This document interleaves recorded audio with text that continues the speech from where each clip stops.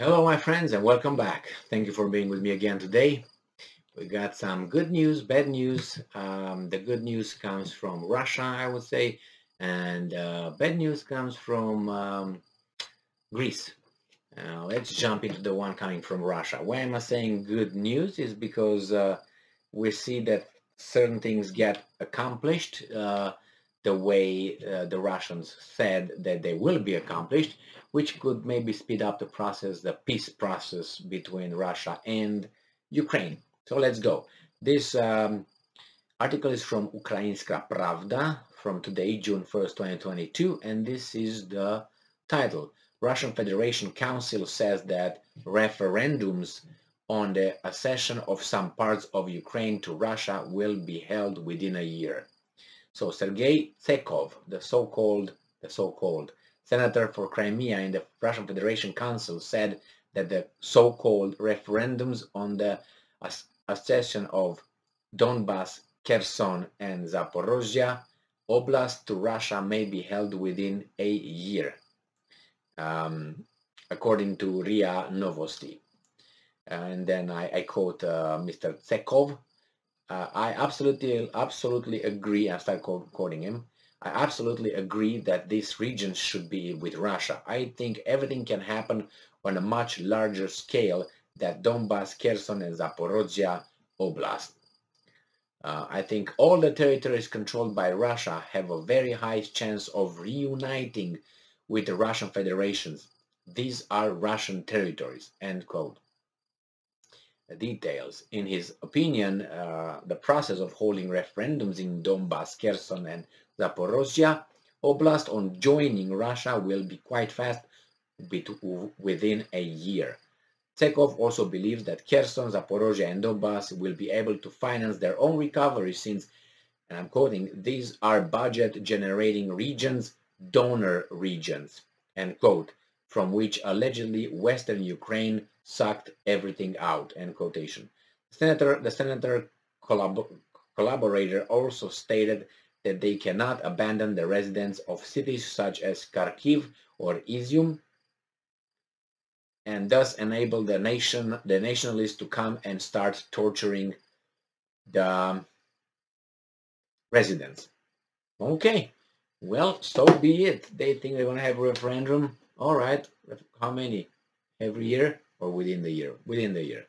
So within the year, and they will return to Russia.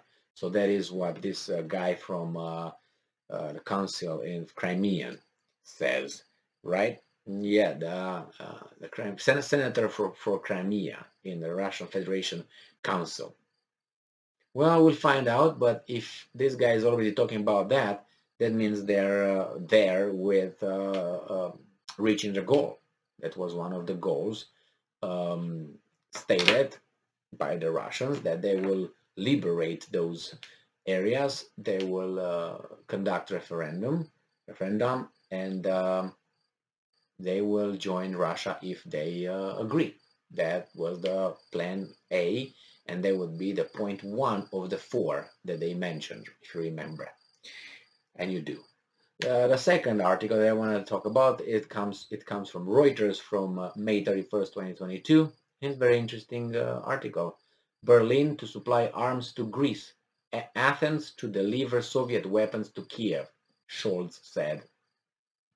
Germany will deliver infantry fighting vehicles, IFV, to Greece so that the government in Athens can pass on Soviet-style weapons to Ukraine, German Chancellor Olaf Scholz said on Tuesday, and I'm quoting, "We will provide Greece with German infantry fighting vehicles," he told reporters after a two-day EU summit in Brussels, adding he had struck an agreement with Greek Prime Minister. Scholz gave no details as to what kind of infantry fighting vehicles Berlin will hand over to Greece or what kind of weapons Athens will pass on Kiev. The defense minister will also work out the details and quickly implement this agreement, he said. According to defense source, Berlin aims to deliver some 100 old Marder IFVs owned by arms market Rheinmetall to Greece. Athens in return would supply Soviet-style BMF IFVs to Ukraine, the source told Reuters. Germany has been criticized and shamed for dragging its feet on heavy arms deliveries to Kiev. They know better. Now there's a problem with this. Greece, the Greece Prime Minister went to Washington. After that, Washington said that they will have 3 NATO American bases in Greece. Their friends, quote unquote, Turks said this is a clear and present danger. This American military bases in Greece, which is very strange because they're allies, right? In NATO allies.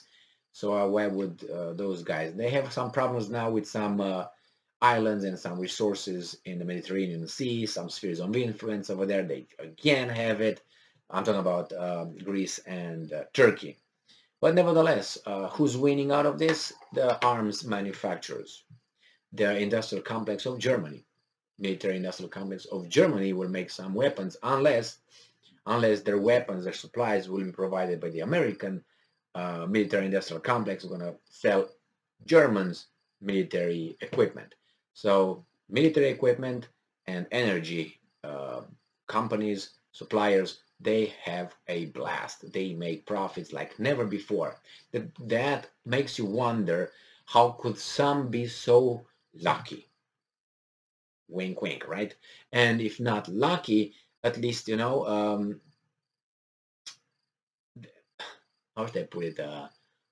Because you say, okay, that you can say, all right, they were not lucky, but it just happened, you know. I mean, in any kind of action, you know, it yields some people who lose, or situations that are beneficial, and some situations are detrimental.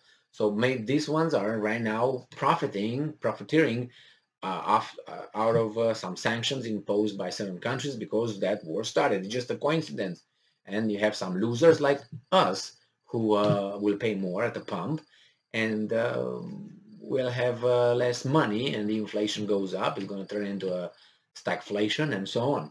So it's kind of like strange, don't you think?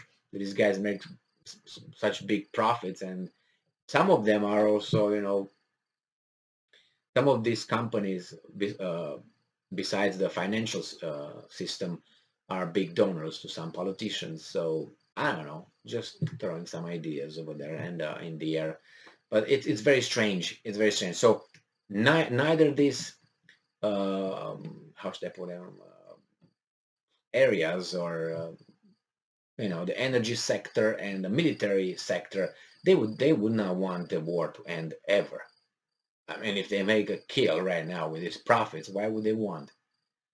Right? All Europe is going to give its own old weapons to Ukraine and purchase some new ones. So these guys in Lockheed Martin and Riadan or Zaporizhzhia and whatever they are over there, they have to start producing a lot of them. And we are going to pay taxes for that, right? And what are we going to do? Are we going to work? We don't see a cent out of that. They make the profit, pay their shareholders and the CEOs, and that's how it goes, and the politicians. Well, thank you very much for being with me again today. Stay strong, stay smart, look for the truth, and be just. See ya.